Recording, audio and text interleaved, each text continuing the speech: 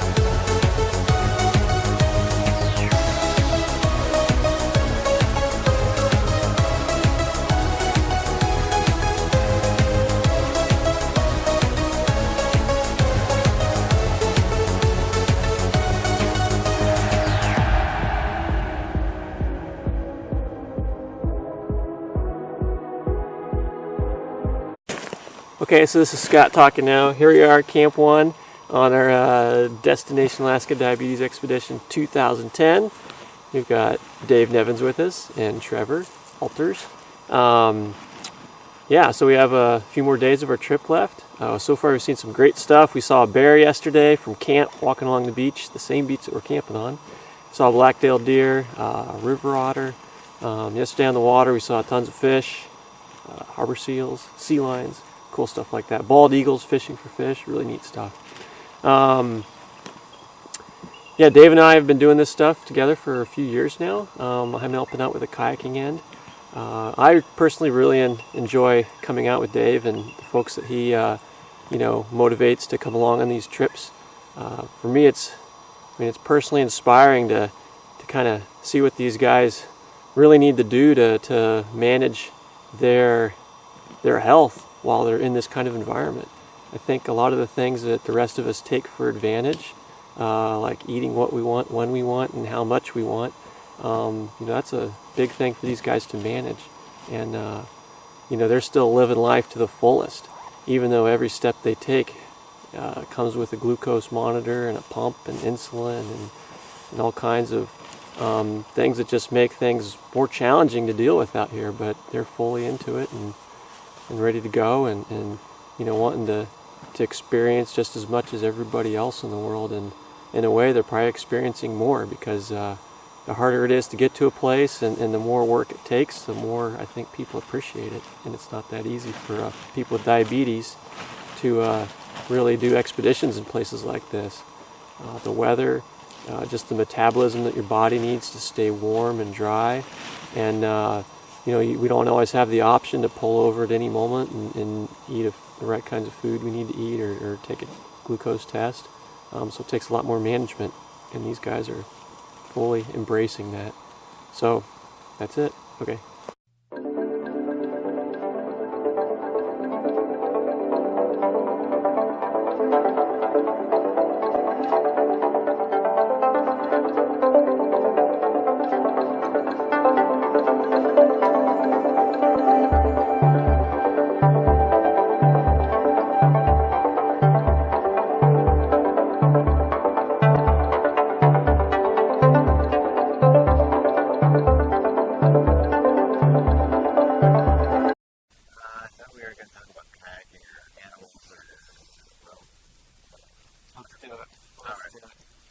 So you have a good time?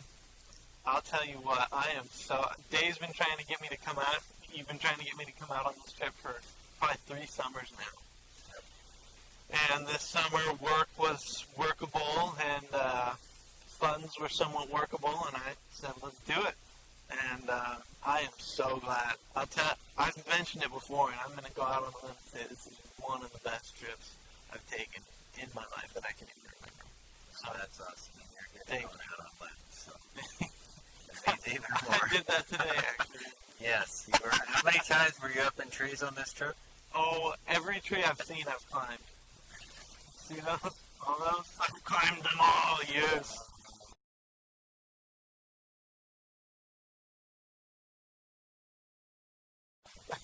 You've been up a few of them.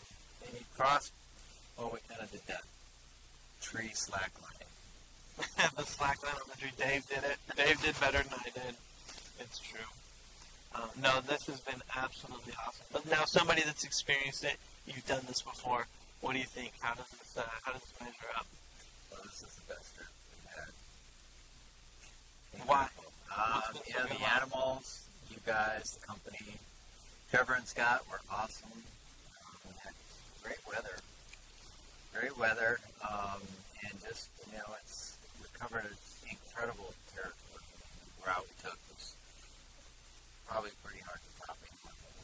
I think that's something that's been really cool, is having somebody here this last week or so that I've been able to relate to, somebody that knows really what I'm going through as much, maybe even more than I know what I'm going through. And so that's really cool. And that's just one thing, but that's a cool thing to hang around and really do together. So we can hang out with somebody and just be able to talk, just all about the disease, all about life, about adventures. It's good to share. It's good to get as many people involved as possible. This stuff is a lethal weapon. So, in Canada at one point it was even illegal to carry these things. So they're pretty dangerous if you spray a person and a bear. So if you need to use it and only if you think a bear is going to attack you, like you said, just pull this trigger guard off like that, and then press down with your thumb. Yeah, and they suggest the bear should be within 20 feet of you. Within 20 feet? Yeah, like from from me to Dave. Okay. That's how close you want the bear to be. I don't want the bear to be that close. I want it to be further than that. A lot further. That's why I would spray that, is to get it the hell away from me. Another thing that's been crazy for me in the last year was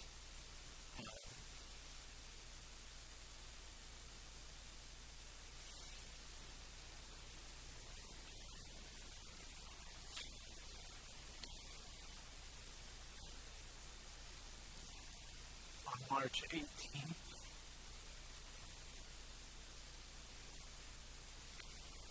On March 18th, 2010, it was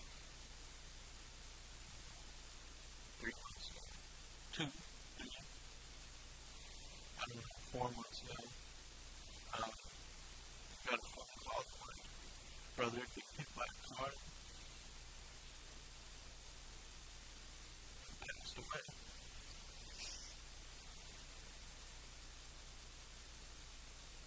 Dave, I love you, man.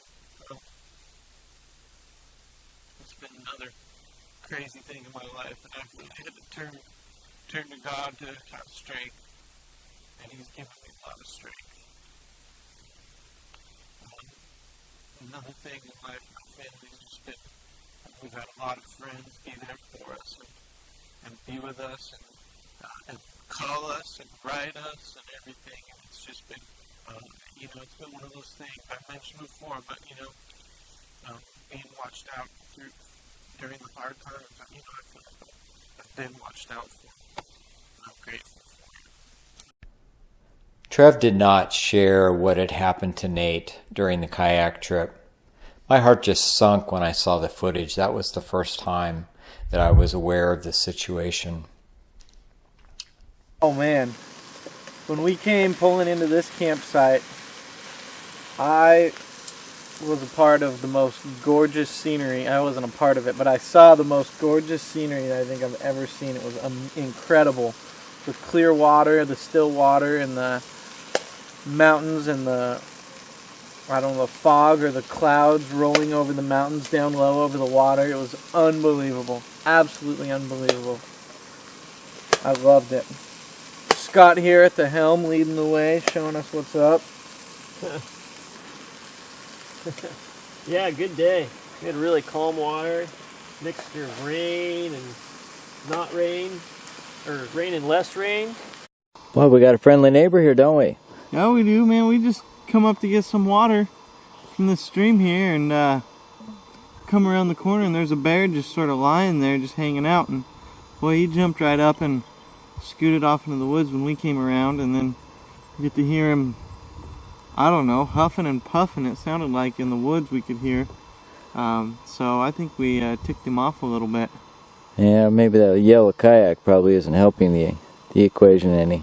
Well, I think he likes yellow. Really? I think You got that sign, huh?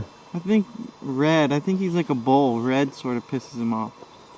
So nice jacket, Dave. Hey. Yeah, my red jacket. Okay, thanks.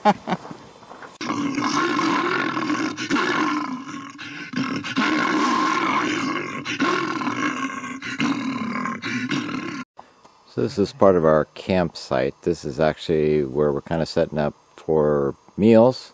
And we've got a tarp thrown with gear. This was Trevor's fire zone. Pyros would not be happy with that situation. I don't think your lens is wide enough to catch the massive size of the fire that was there. Okay, I'll just do a sweep here. Okay, this whole area was his fire zone. Yeah, it decimated the whole area. Yes, we've got something going on here. This is the branch that came down with the bear bag food haul that we were trying to pull up the tree. Instead, it came down the tree. Like 20 feet up. Yeah, it was like 20 feet up, so it was an incredible aim by Scotty to get it up there, but I think it was our brute strength that pulled that branch down. That's right.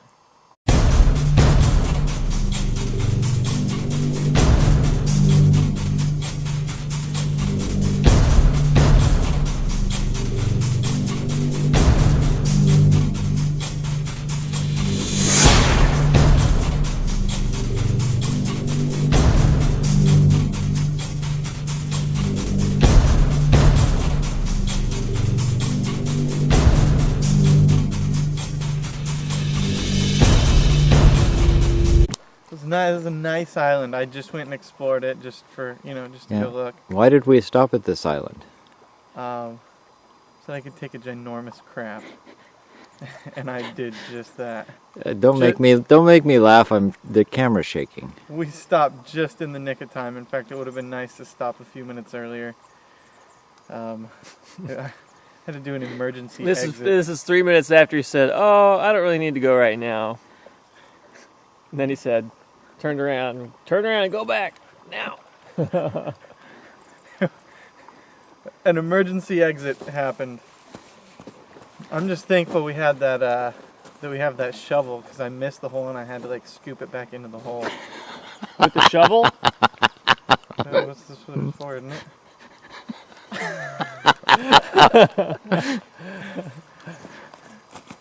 Here's your shovel back. Oh, you can carry it now.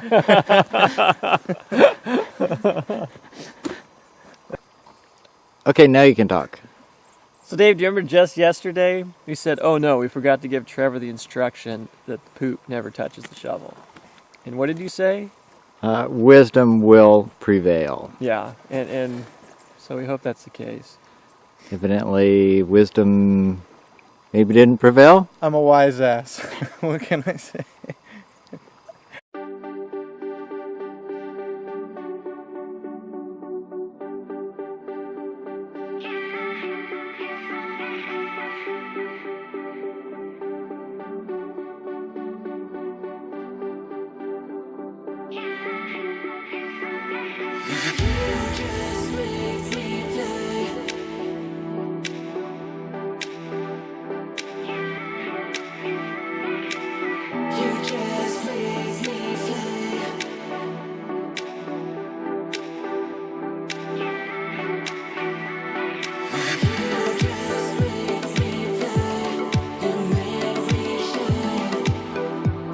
So Trevor's trying mate, which is the drink of choice in southern South America.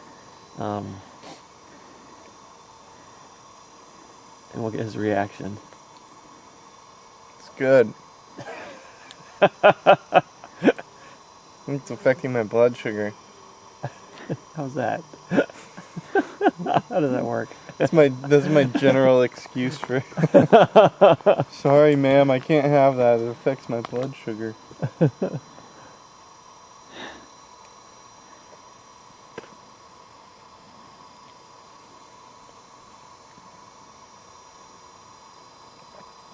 I understand it's meant to be sipped slowly and life contemplated while partaking. Well, it's meant to be drunk with a circle of friends. Oh, so more like, okay. Yeah.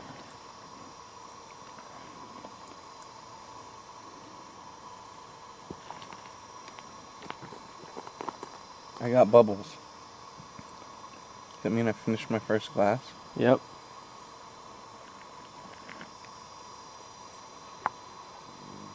And you hand it back to me. Nice work.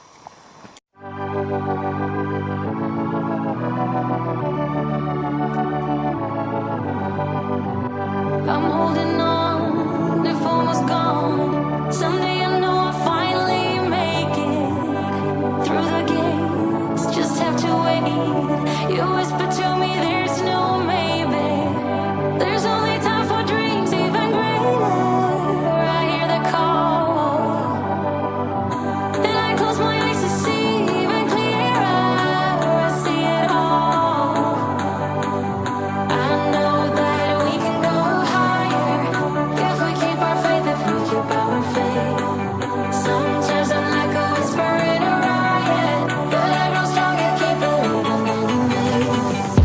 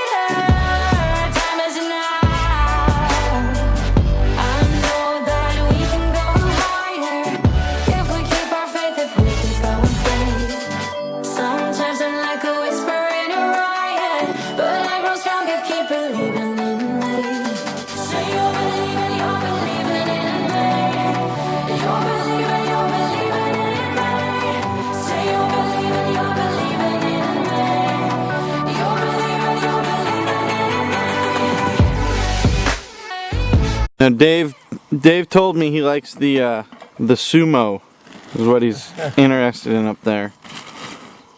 You mind telling me what he meant by that? Well, there's several different methods for making your deposit in your hole in the ground.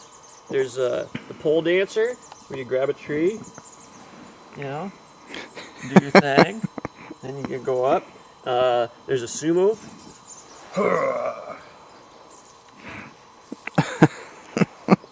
Slap each knee, right? There's the telemark. Or you can go the other way depending on which way you like to ski. Then do your thing. And remember, the shovel never touches the material. Very nice.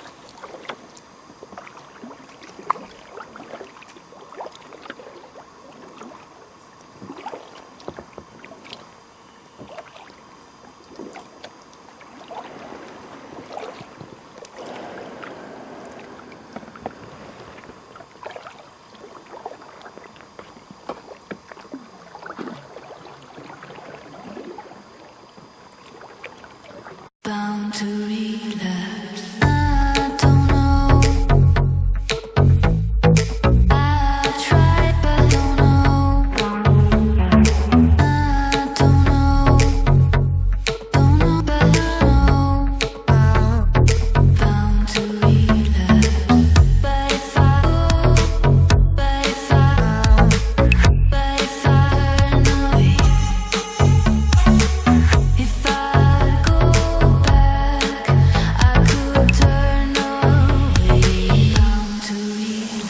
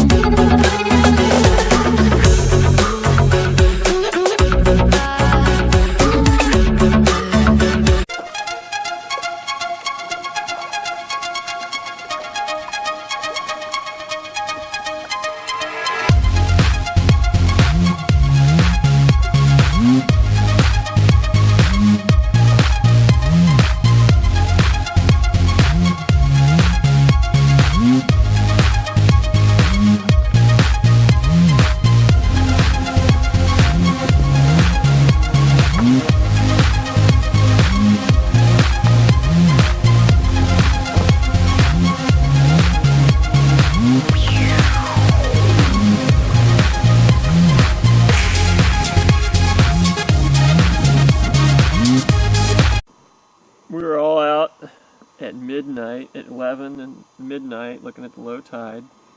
These guys lasted longer than I did. I went to bed. And some of the cool stuff we saw was sea cucumbers. This place is really awesome because there's a lot of current here.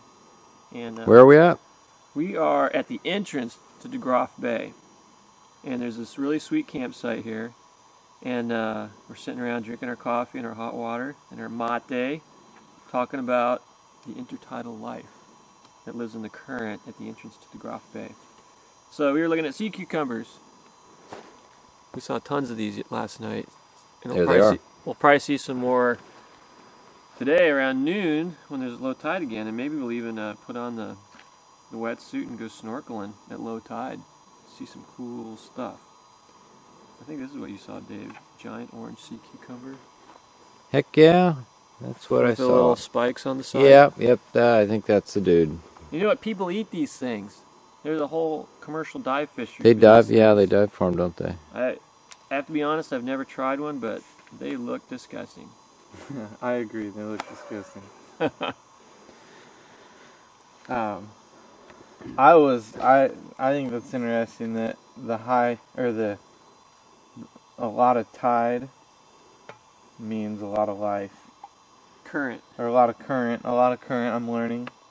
A lot of current means a lot of life, so that's cool to be in a spot there. It is. It's real narrow. There's a real narrow way there. So at the high tide and low tide, a lot of water moves around.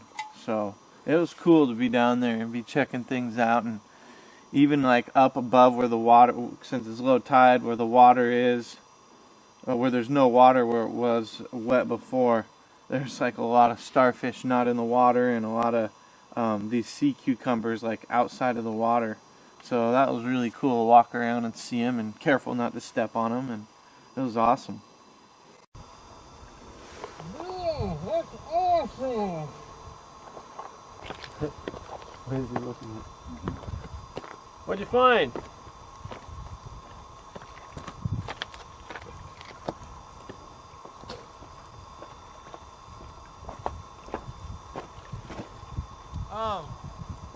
I gotta pee.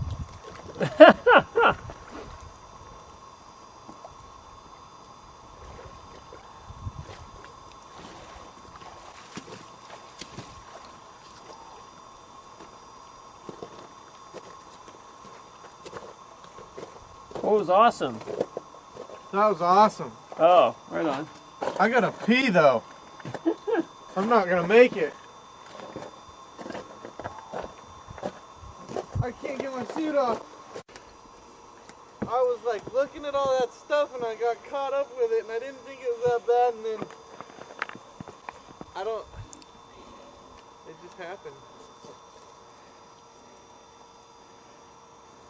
Thanks for the help, Scott. Yeah, with that wetsuit, you really need help getting it off. I can get it off, but I feel like I can start getting really claustrophobic. Did you just videotape me peeing in this wetsuit? Yeah, pretty much.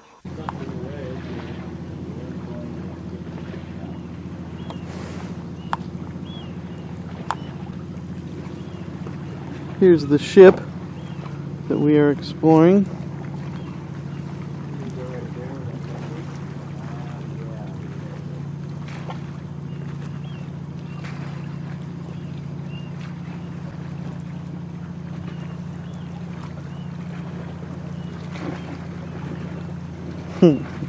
These guys are being filmed and they don't know it. I might have to stop.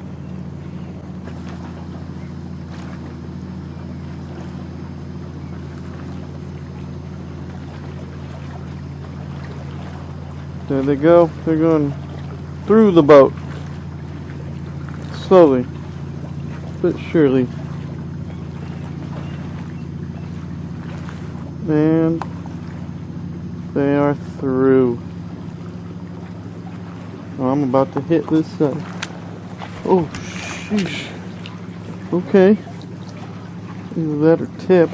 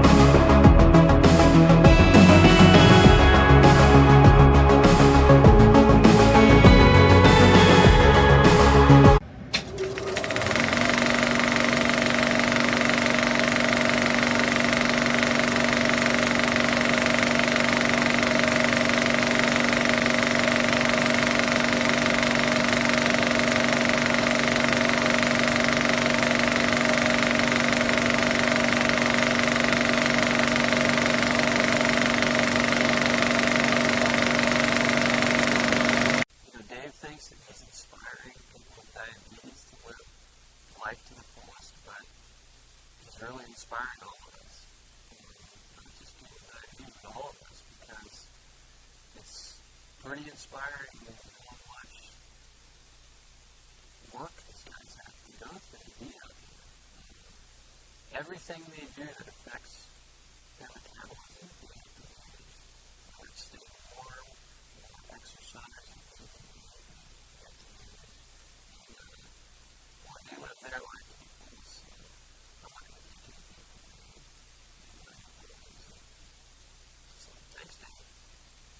The purpose of life is to live it, to taste experience to the utmost, to reach out eagerly and without fear for newer and richer experience. I agree 100% with this classic quote from Eleanor Roosevelt. So, despite challenges that life may throw at you, do your best and live life as fully as possible.